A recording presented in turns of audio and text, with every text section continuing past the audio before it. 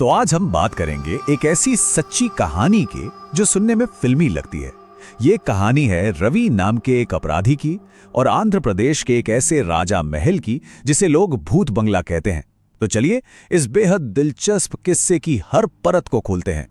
अब देखिए, कहानी की जड़ें जुड़ी हैं किंवदंती से। वहां के लोग कहते हैं कि महल के राजा की बड़ी बेरहमी से हत्या हुई थी और उनकी आत्मा वो आज भी उस वीरान महल में अपने बदले के लिए भटक रही है। और पता है, यही वो डर था, यही वो अफवाह थी जिसने उस महल को सालों साल वीरान रखा। तो चलिए अब मिलते हैं इस कहानी के मेन कैरेक्टर रवि से।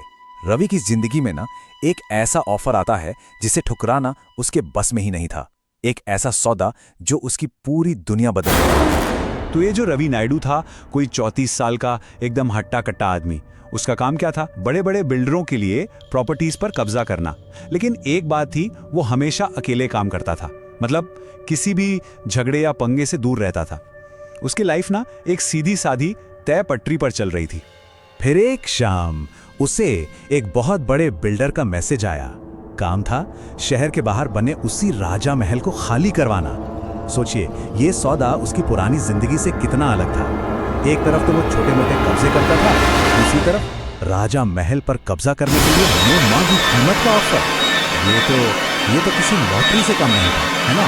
एक ऐसा मौका जिससे वो ये सब काम हमेशा हमेशा के लिए छोड़ सकता था। लेकिन राजा महल की अपनी एक अलग ही डरावनी पहचान थी। राजा की मौत के बाद से ही वो सालों से वीरान पड़ा था और चारों तरफ फैली थी उनकी गुस्सैल आत्मा की कहानियां।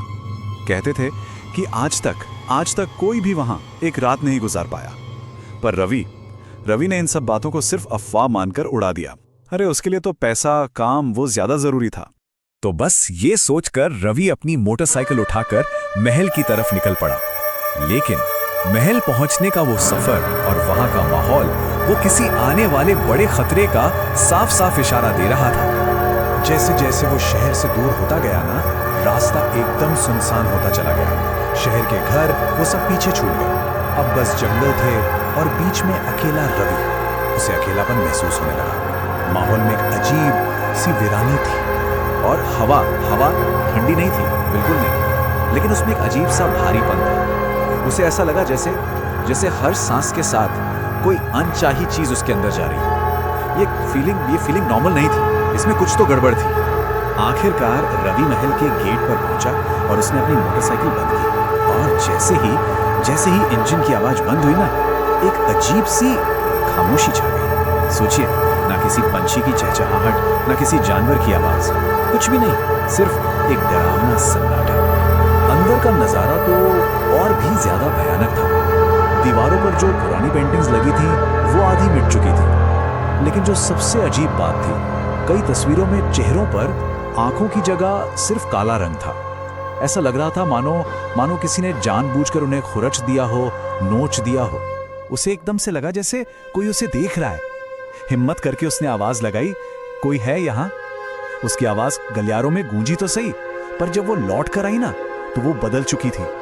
वो थोड़ी धीमी और भारी हो गई थी। ऐसा लग रहा था जैसे किसी और के गले से निकली हो। अब रवि ने क्या किया, वो राजा के कमरे में जाकर लेट गया और जल्द ही उसकी आंख भी लग गई। लेकिन ये शांति ज्यादा देर टिकने वाली नहीं थी। बहुत जल्द एक चीख ने उसे नींद से जगा दिया और अब उसका सामना होने वाला था महल में बसी उस काली शक्ति से।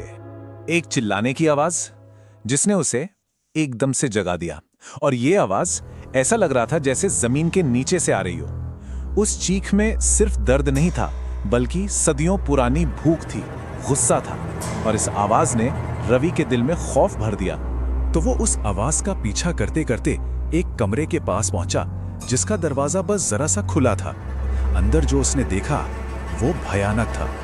जमीन पर खून से सनी जंजीरें और पास में एक दिया जल रहा था जिसकी लौ हिल भी नहीं रही थी, एकदम स्थिर। और फिर जैसे ही रवि ने अंदर कदम रखा, वो दिया फुस बुझ गया। अब सोचिए, चारों तरफ घना अंधेरा और उसी अंधेरे में रवि के कान के एकदम पास किसी ने फुसफुसाया, तू यहां कब्जा करने आया है। डर के मारे तो उसके पैर ही जम गए।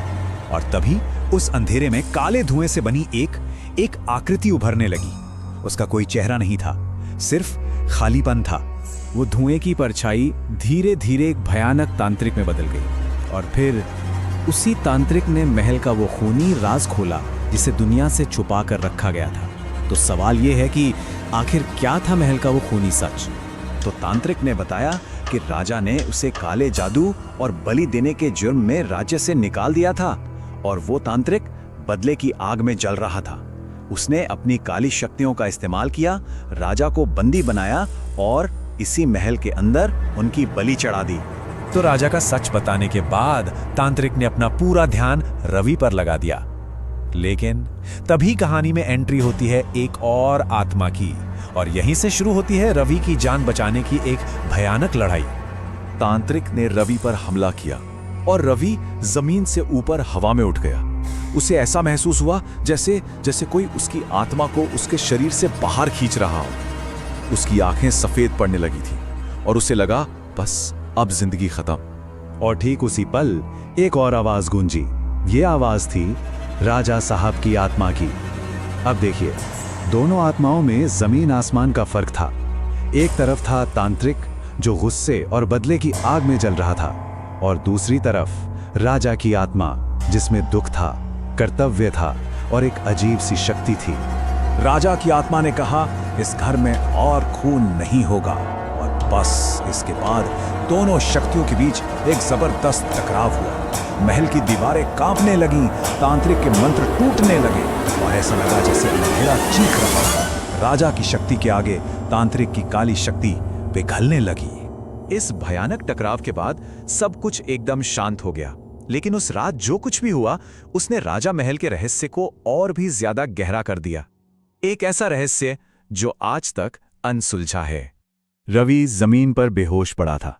जब उसकी आंख खुली तो सुबह हो चुकी थी, और महल तो वैसा का वैसा ही था, टूटा फूटा, खामोश, जैसे सालों से पड़ा हो। ऐसा लग रहा था मानो रात में कुछ हुआ ही नहीं। रवि ने पीछे मुड़कर भी नहीं देखा, वो बस वहां से भागा। कहने की जरूरत नहीं है कि रवि ने बिल्डर को उस काम के लिए साफ मना कर दिया, और तब से लेकर आज तक वो महल वीरान है। और यहीं पर यह घटना एक किस्से से बढ़कर एक अनसुलझी पहेली बन जाती है।